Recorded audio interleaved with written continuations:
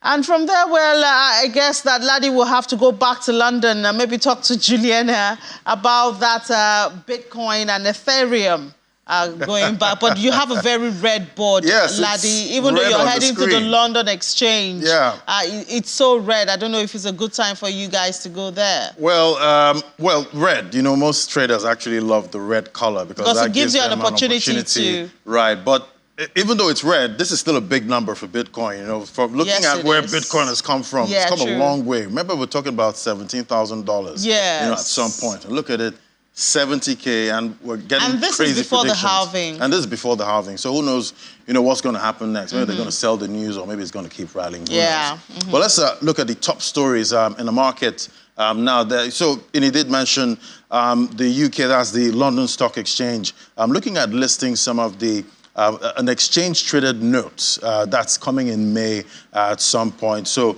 we're seeing that big news. And we see the UK also regulating, they're looking at regulating memes at this point. Talking about meme coins, those are some of those dog-inspired cryptocurrencies that rally a lot, you know, in most of these markets. Some are frogs, picture of frogs and all of that.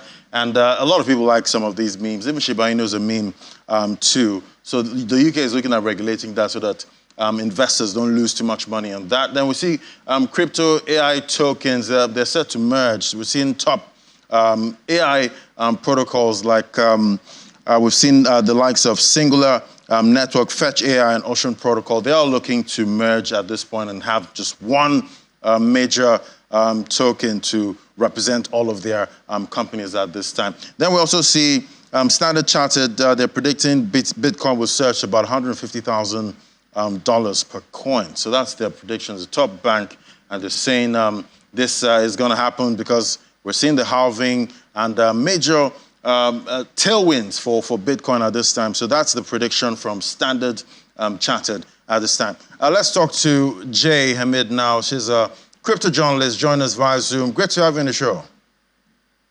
Hi, thank you. Thanks for having me. Right, so I'm talking about London Stock Exchange looking to list ETNs of Bitcoin and Ethereum in May. How bullish is this for crypto?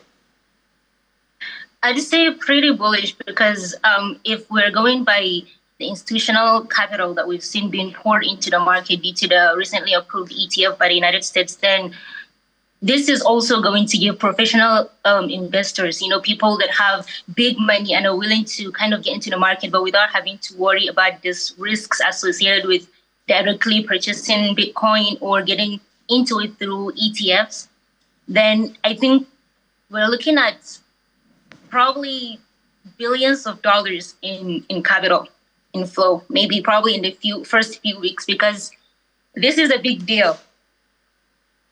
Right, and definitely we've seen the US approve some of the ETFs. They're about 10 or more, but now UK is getting involved. And I'm wondering who's going to be the first African country to actually, or African exchange to actually launch the ETF. We'll be watching out for that. But Solana-based meme coins are still rallying at this time. Why is Solana getting so much attention? We're seeing the UK looking at regulating meme coins at this time. How are you seeing it? I don't know.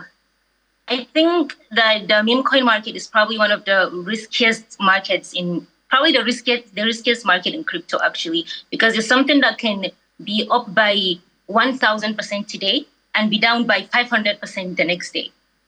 So this regulation is kind of going to give people more confidence to jump into the market without having to worry about people kind of controlling the volatility of the market. I don't know if that makes sense. Right, and definitely we know meme coins, some just like the picture of some of these dogs and cats and frogs, and they throw their money in there, and the next thing you hear of rug pulls in the market. That means the whoever created that coin just runs away with all the money. But we've seen the first quarter. It's technically over at this point. What are you expecting for Bitcoin price action, say in the second quarter of 2024? Any tailwinds or headwinds? Well, experts are projecting about $150,000 to $200,000. And, you know, we're looking at more institutional investment from ETFs and the new ETNs and also the Bitcoin halving. So I'd say I expect Bitcoin to, like, at least be over 100,000. Right. At least. Yeah, we've seen a lot of wild predictions for Bitcoin at this time. Well, when it comes, we'll see, definitely. Thank you so much, Jay Hamid. Thank you. Thank you. All right, so let's look at the top cryptocurrencies we track now. We see it's extreme greed in the market, 83 points over 100. So we're seeing most of investors getting really bullish at this time. We see Bitcoin, 70,000, down 1.57%.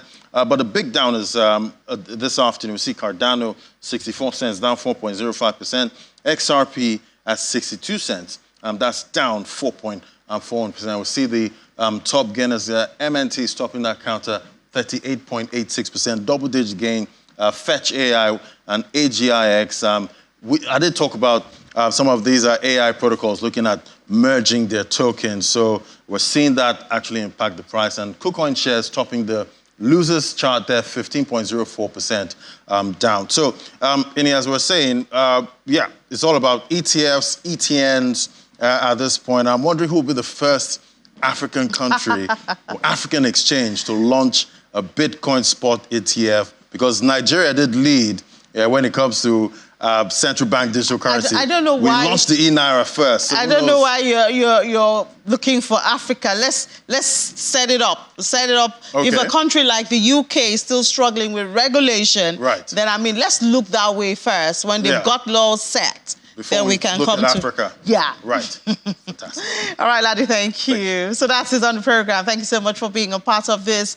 The day after the MPC, we saw the NGX recovered. We hope it recovers to the close of trade, because I'll be telling you about that during the news at 10. But I'll see you tomorrow. Ladi will see you at 10 a.m. I'll see you at 1 p.m. Enjoy the rest of the day.